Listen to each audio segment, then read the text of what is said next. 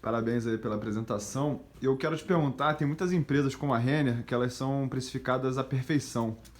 E quando essas empresas desapontam, como é que você lida com essa queda abrupta dos preços aí quando você já está dentro do investimento, né? Você aumenta a posição ou você deixa o mercado digerir aquela decepção? Isso acontece bem frequentemente com as nossas posições, porque muitas vezes a gente investe num futuro mais distante, mas o mercado ele foca no presente e muitas vezes essas companhias eles são victims of their own success, né? Que ganha momentum, fica muito caro e as expectativas são altas e aí eles decepcionam. A gente está com uma situação dessa agora no portfólio, mas a resposta é que a gente procura não reagir a preço. Então, quando ela está muito alta, a gente faz um risk-reward, a gente tem um appreciation CAGR que a gente calcula, a gente não faz price target, appreciation CAGR, uns 3, 5 anos para frente, e quando aquele risk-reward fica baixo, a gente geralmente reduz a posição. Então, esse caso que a gente tem agora, que é uma das nossas companhias prediletas, na top 5 position, é a IDEX, que teve um quarter excelente e a ação caiu 8%. Então, a gente já tinha reduzido ela. E aí você pergunta, você está comprando aqui? Não, porque a gente nunca lead with price. É uma das coisas que nos diferencia da maioria das pessoas. A gente faz o estudo de preço, a gente appraise e a gente rejeita muito investimento porque está caro. Mas a gente não se interessa numa companhia só porque ela está barata e a gente não reage a preço, porque o nosso objetivo é o endgame, é o que ela vai ser daqui a 5, 10 anos. Então, por isso também que nenhuma posição é muito grande, we don't bet the farm on anything, é um portfólio diversificado para não ter que reagir a preço. E a Amazon, tá caro ou tá barato, na tua opinião? A Amazon é uma companhia que a gente já estudou muito e ela meio que é difícil de encaixar no que a gente faz. Eu não sei se está caro ou barato e a gente geralmente, muita gente pergunta, não, essa ação está cara ou está barata? Eu não sei, eu acho que a Amazon é uma grande companhia, é um outstanding company, mas a gente rejeitou ela, a gente não comprou de uma forma geral, essas high profile companies assim que são battlegrounds, né? Porque a Amazon você realmente tem que acreditar que no futuro bem distante ela vai ganhar muito dinheiro para poder precificar ela num modelo econômico. E aí a gente prefere mais o valor que está mais próximo em vez de daqui a 20 anos. Mas é um grande business. Daniel. Oi, bom dia. Daniel Ribeiro de Santander. Uma pergunta relacionada em termos de market share. Existe alguma comunidade nos investimentos de vocês? Minha pergunta é no sentido assim, é melhor comprar uma empresa, aqui a gente está tendo exemplo, por exemplo, a Ambev tem 67% de market share, mas está sendo vários competidores estão tentando roubar a market share dela. Se ela, outra questão.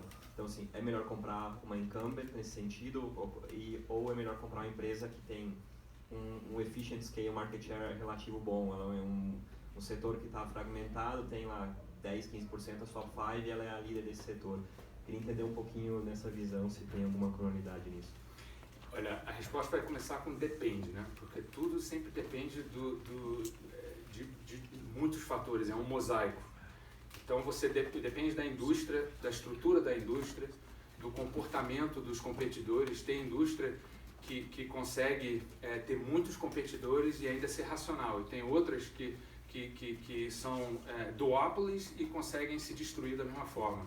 Então depende muito disso.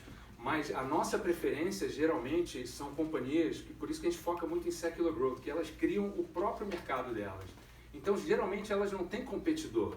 Uma IDEX, eles têm uma outra companhia que a Zoetis acabou de comprar chamada Abaxis. Então no conference call as pessoas sempre perguntam, mas e a Abaxis? A gente não compete com a Abaxis. A gente cria novos mercados com as soluções, com os produtos que a gente introduz. Então nesse sentido, essa é a nossa preferência. Agora, tem certas coisas que turn us off em termos de indústria. Uma é customer concentration, a gente evita muito isso. Então, a gente rejeita muito companhia porque geralmente as nossas companhias você não tem um customer que é maior do que 1%, porque isso cria um problema e a gente também gosta de pequenos transactions que se repetem muito, por isso tem uma preferência forte por esses businesses de processing, né? A gente tem Fiserv, PayPal, Visa, que são todos, a própria Google é um processor, né, de marketing. Então, no outro lado, você tem companhias assim que a gente já olhou e são incríveis, que fazem instrumentação de diagnóstico, que uma máquina daquelas custa 10 milhões de dólares, também já não é bom, porque depende muito da venda à unidade, prefere pequenas unidades que vendem muito. E network effects e todas essas outras coisas que a gente até discute no livro, esses fatores. Mas então eu não respondi sua pergunta porque depende, né? Bom dia, João Saldanha da Sul América. Como você chega a esse appreciation CAGR na hora de fazer um investimento? É um DCF, basicamente. Ele é muito baseado, assim, a teoria vem direto daquele livro da McKinsey de Valuation, mas a gente fez a nossa própria adaptação. Mas é basicamente os dois fatores que a gente varia no nosso scenario analysis NOPAT, Net Operating Profit After Tax, que é basicamente Profit Growth, e ROIC. NOPAT Growth e ROIC, e eles combinam para te dar um DCF. Só que a diferença da forma que a gente faz, a gente não foca no que eles vão ganhar no que vem, é tudo normalizado. Então, qual é o growth? Porque o nosso modelo, a gente não escolhe ações com o modelo. O modelo, se você voltar naquele gráfico do processo, a última caixinha ali, a menorzinha, é valuation. A gente faz valuation for risk management, not for selection. Então, o que a gente quer determinar é se we're in the ballpark. Porque o valor ele é criado todo dia. A gente não está tentando find a bargain. A gente está tentando find value creators que estão criando valor num patamar não só mais alto, mais rápido do que o mercado percebe, mas também de uma forma mais consistente. Então, todos os nossos modelos, a gente projeta 10 anos e a gente sempre um fade, né? Porque trees don't grow to the sky. Então, a gente fade durante 10 anos, aí depois o fade aumenta e vai para a inflação, para não ter muito valor lá no terminal value, para ser muito uma função da nossa visão durante, vamos dizer, os 10 anos, reconhecendo que ninguém pode prever 10 anos, é só um exercício.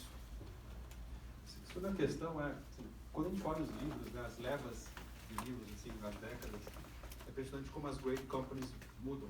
Né? Você mesmo citou 1000 companhias que saíram do S&P 500, né? Estou colocando isso assim porque é curioso quando a gente olha os livros passados, né? Sempre que o livro fala de uma great company, assim, de um tempo passado, quando a gente vai olhar o preço da ação, assim, em geral, o raio da ação é muito próximo de quando ela vira case study, né? A DI, né? Pô, hoje está um inferno astral, desgraçado, e olha o que era na época do Jack Welch, né? Então, minha pergunta no fundo é assim, como você decide vender uma companhia no seu portfólio, né? Provavelmente quando você decide vender, ela está criando valor ainda. Assim, onde você conseguiria enxergar fatores para chegar e dizer, olha, a partir daqui, enfim, o outstanding deixa de ser outstanding going forward, né? Sim, a razão principal que a gente vende é porque a narrativa mudou. E a gente entra com uma narrativa bem agressiva, né? É uma visão porque, obviamente, para ganhar dinheiro investindo, você tem que fazer uma coisa que tem que ser fora do que é o consenso. Então, você tem que ter uma visão, geralmente, que é underappreciated no mercado. Então, uma de duas coisas vão acontecer. Ou a companhia vai entregar naquela visão e você vai ganhar bastante dinheiro, porque o mercado não estava esperando, ou ela não entrega e a gente vai sair fora, porque ela não entregou na nossa visão. Então, essa é a razão principal que a gente vende. Mas tem outras razões também. A gente resiste muito sair de um outstanding company que ainda está entregando na nossa narrativa completamente. Então, é muito um exercício de sizing. Inclusive, a maioria das ações que a gente saiu, elas já saem do workbench. A gente tem um conceito de workbench, que elas vão... É um portfólio concentrado, então tem 16 companhias. Então, a maior posição que é a Intuit é 14% do portfólio. Mas a gente tem um workbench que é abaixo de 2%. Então, se a gente já está com dúvida daquela narrativa, ela vai caindo no portfólio até que chega no workbench. A última que a gente saiu foi a 3M. A 3M já era uma posição de 1%, já era irrelevante, mas o último conference call deles meio que confirmou que o secular growth é um problema. A gente tinha uma narrativa de secular growth por causa que eles são muito innovative, é uma grande companhia, e eles não estão entregando naquilo. O growth é tão baixo que eles estão sempre at the mercy of the cycles.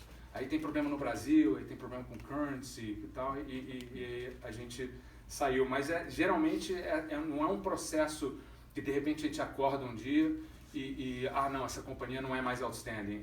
E também a gente não usa muito a percepção do mercado para entender, porque o mercado tem sempre medo disso, medo daquilo. A gente espera sair o resultado, a gente faz uma análise, a gente faz a decisão baseado nos fatos. Porque como gestor é muito fácil de você entrar num funil psicológico e ficar achando que o portfólio está todo ruim, não, a economia está mudando, aí você acaba overtrading, porque o maior problema, olha, se o objetivo é serial compounding over the long term, o número 1, you have to stay invested. Porque sem investir, sem jogar na loteria, tu não ganha. Então você tem que estar lá. Então a gente desenhou uma filosofia inteira que nos ajuda a ficar lá. E o Warren Buffett fala muito isso também, a gente aprendeu muito com o que ele faz, não foi a gente que inventou essa filosofia. A 4Invest tem uma questão, talvez alguém mais tenha, mas a gente vai encerrar com a última pergunta do João. Eu vou pedir para vocês fazerem essa, porque a gente já está atrasado, mas o pessoal está interessado, então depois as perguntas podem ser feitas diretamente. E tem um break aí, a gente... exato. Você está distribuindo a apresentação? A gente abre depois, sim. A gente circula para a base inteira, que é mais do que... Então, não se preocupe. Tá bom. João. Tudo bem. Primeiro, obrigado pela apresentação. E a minha pergunta não é muito uma opinião minha, mas eu tenho lido e ouvido muito ultimamente, principalmente de alguns entusiastas de technology, tipo Peter Thiel, que você comentou na apresentação, de que o velho invest está morto. Se você olhar para trás e você tentar replicar um velho invest no bom estilo Warren Buffett, de você se debruçar sobre a empresa e tentar o compounding em long term, você vai acabar quebrando a cara, porque hoje a mudança tecnológica, em 2, 3 anos, ele pode dar um disruption nessa empresa que você se debruçou lá 6 meses e quebrar o seu negócio do dia para a noite, você ter uma grande destruição de valor. Não tem mais os moldes não são tão duradouros. Exatamente, eles não são mais duradouros, então você vai ter que achar um novo estilo de investimento. Eu queria saber qual que é a sua opinião sobre isso, se vocês enxergam aqui para frente o seu estilo de investimento, como você fala. Você comentou algumas vezes que você ficar tradando muitas vezes um papel, ele vai acabar destruindo o valor. Mas muita gente diz que talvez daqui para frente você tem que ser muito mais rápido, procurar muito mais opcionalidades do que realmente procurar esses moldes ou esses compounding growth. Eu tenho opiniões muito fortes nesse assunto. Uma das coisas que eu e Daniel concordamos antes de eu apresentar aqui é de eu ficar quieto e não falar muito sobre isso. Mas uma das coisas que sempre me irritou no business é que o que a gente faz é value investing. Esse negócio de value e growth não existe. Who's not a value investor? Então, é uma questão de aonde você vai encontrar o valor.